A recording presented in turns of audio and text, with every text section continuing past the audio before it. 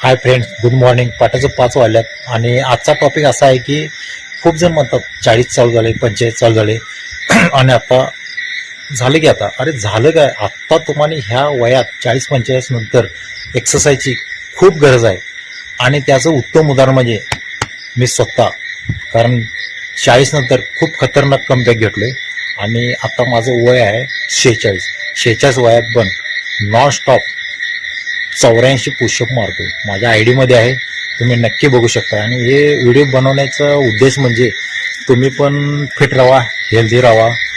आणि 40-45 नंतर उतरता काळ लागतो, त्यामुळे तुम्हाला एक्सरसाइजची खूप गरज आहे.